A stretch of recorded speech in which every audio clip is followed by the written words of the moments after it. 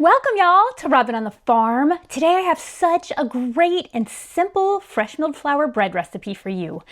This fresh milled flour bread only has 5 ingredients. It's so simple and it's so good, so delicious. So this one only has water, fresh milled flour, honey, salt, and yeast. That's it. There's no butter, there's no oil, there's no vital wheat gluten or eggs or lecithin, none of that stuff. Normally we add some of those additives just to give us a better texture, a better chew, a better rise. But guess what? You really don't need it. You are going to be shocked and surprised at how good, how light, how fluffy, what a good rise, and what a good texture this bread has without all those extra ingredients. Just 5 simple ingredients. This is real bread and this is real good bread.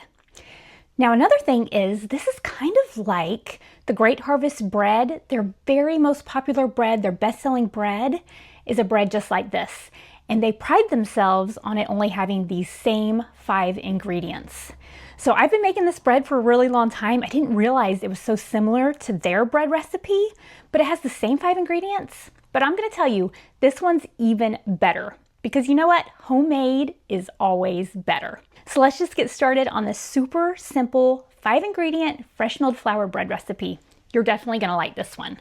Okay, so to get started, I'm gonna use my Bosch Universal Plus mixer.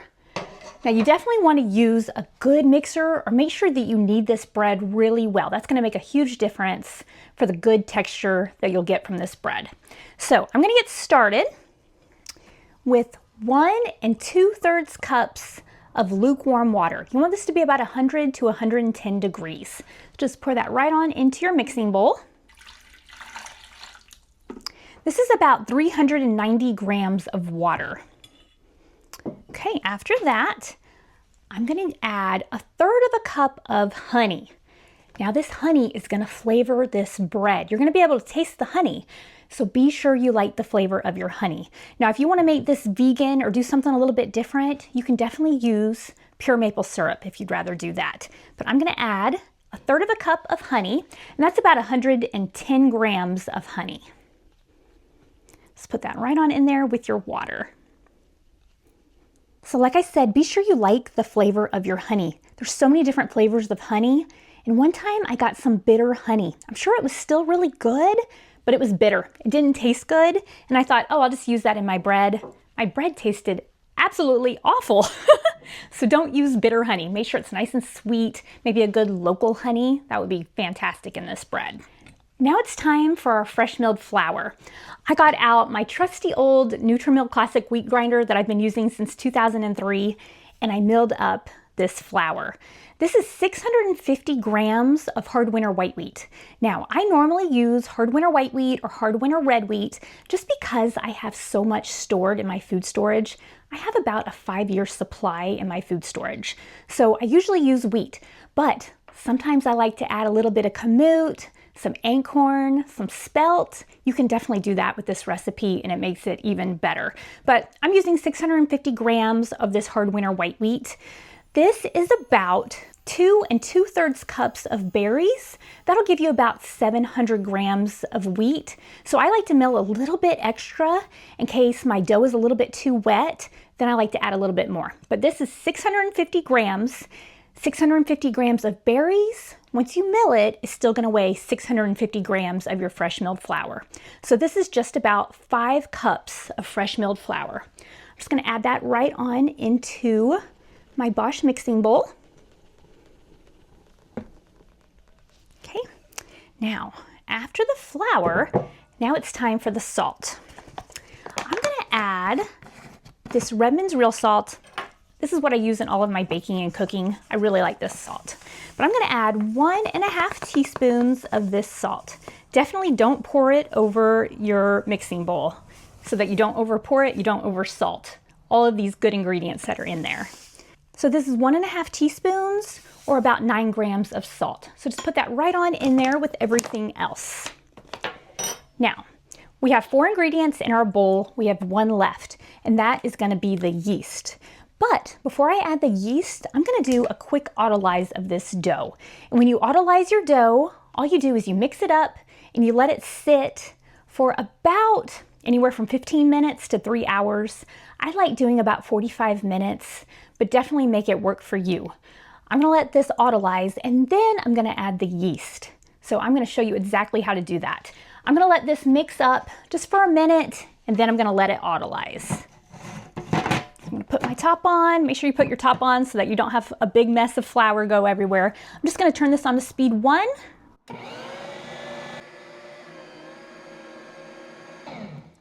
I just let this mix up for about 30 seconds and now I'm gonna let this dough autolyze. When you let your dough autolyze, it lets the bran soften, it lets that wheat absorb some more of the moisture. You're just gonna get a better bread if you do that. So I'm gonna plan on letting this autolyze for about 45 minutes and then it'll be time to add our final ingredient, the yeast. I've let the dough for a 5-ingredient fresh milled flour bread autolyze for 45 minutes. Now it's time to add the yeast. Now I like to use this SAF instant yeast when I autolyze and add it to my dough. This instant yeast just works into your dough a little bit easier. So I'm gonna add 2.5 teaspoons of this SAF instant yeast. I like to just sprinkle it on top of my dough just like that. Now I'm gonna turn this on to speed 2 and I'm gonna let my dough knead for 12 minutes. Now this is the part where you need to read your dough. Look at it, and if it's sticking to the sides and to the bottom of your mixer, you need to add a little bit more fresh milled flour. Get out that extra flour that you milled and add just enough to form a nice ball of dough. You want it tacky but not too sticky, and you also don't want to add too much so it's not too dense. You can check for window pane at the end of the kneading. I hardly ever do. I have high confidence in my mixer and I know 12 minutes is perfect. If you have a different kind of mixer, you might need to go a little bit longer for your kneading. Now that this dough has been kneading for 12 minutes, I'm gonna go ahead and put the top on it and let this rise until it's expanded about an hour. I'll show it to you when it's ready to shape into a loaf. Y'all, I have such exciting news to share with y'all. Nutrimil is sponsoring a giveaway for one of my awesome subscribers to get a free Nutrimil Artiste mixer for totally free. So be sure you subscribe. I'm gonna have more information coming up on that. I'm gonna announce the winner of that before Christmas, so it's coming up really soon. So be sure you subscribe so that you don't miss any information about that. I am so excited about this one. Y'all are gonna love that little mixer. I've let this fresh milled flour dough rise for about an hour. You can see that it's expanded and puffy and it looks great. Now I'm just turning it out from the mixing bowl and we're gonna press it out really well, get all of those little air bubbles out of it, deflate the dough really well, and now it's time to shape this dough into a loaf. Now for this loaf, I'm using one of my 10 by 5 inch cast iron loaf pans. You can fit this in a smaller loaf pan, or you can even divide this dough up and make 2 smaller loaves. I have my cast iron really well oiled so that my bread will just slide right on out. I love the cast iron loaf pans. It doesn't have any of those chemicals or coatings to get into our breads. And we're making this really healthy bread, so I don't want any of that stuff in my bread. So I'm just gonna shape this into a really simple loaf. I do the head down, shoulders in method, and then I just roll it into a log. So just roll it up, and then you want to pinch those seams together all along the middle and on the sides. Pat it out really well, kind of smooth it out, and then I'm just going to throw it into my loaf pan.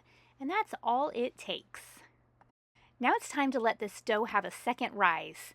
I'm going to let this dough rise in the loaf pan just like this for about 45 minutes to an hour. I want it just to peek over the edge of the loaf pan and then it'll be time to throw it into the oven. I have my oven preheated to 350 degrees. My dough has risen. You can see how it's over the edge of the loaf pan. It looks perfect. I'm going to throw this in the oven and let it bake for 35 minutes. Look at this gorgeous loaf of fresh milled flour 5-ingredient bread. Doesn't it look good? It rose so well. It's a beautiful color. Now I just got it out of the oven. I like to turn it out of the loaf pan immediately. Now what I always like to do is I like to take a little bit of butter and melt it in my cast iron melting pot. Use my basting brush and just slather this butter all over the top of the crust. This will give you that pretty shine, plus it'll give you a softer crust, which is really what I do this for. So I like to just brush it all over the crust, and then instead of putting my bread on a cooling rack to cool, I like to cover it with a tea towel. If you cover it with a tea towel, all that warmth, the condensation will give you a softer crust, and I feel like it helps keep your bread fresh and soft longer. I'm gonna let this cool just for a bit and then slice into it. I've let my bread cool for about 30 minutes. If you let yours cool all the way, you're gonna get a better crumble, a better texture out of your bread, but I love warm homemade bread, so I never wait for it to cool. So I'm gonna go ahead and slice into this and have myself a piece. Because if you go through all the work to make homemade bread, you better eat it when it's warm and enjoy it. That's what I think. Now it slices really easily. Perfect sandwich bread. It's great for toasting. It's really an all-purpose, everyday bread, and it's so easy and so simple to make. See how well it rose? We didn't need any of those additives at all. Now, can you imagine eating a peanut butter and jelly sandwich on this bread? Or a good old grilled cheese sandwich? Oh, it's just perfect for anything like that. And this kind of bread makes you feel good when you eat it. It's not like white breads. This is a good, nutrient-dense, healthy bread that will make you feel incredible when you eat it. I like to store my homemade breads in these handmade beeswax bread bags. This is a good, healthy alternative to plastic bread bags. My daughters and I make these together, and we have lots of fun patterns on our website, robinonthefarm.com. You can also find the printable recipe for this fresh milled flour 5-ingredient bread. Print it out, make this bread, let me know what you think of it. I think you're gonna love it. Robin's in the kitchen, dough beneath her hands, wheat from the fields and eggs from her land. Sunlight through the window, a warm golden glow. She's working hard to make that dough. With flour on her apron, loving each knead.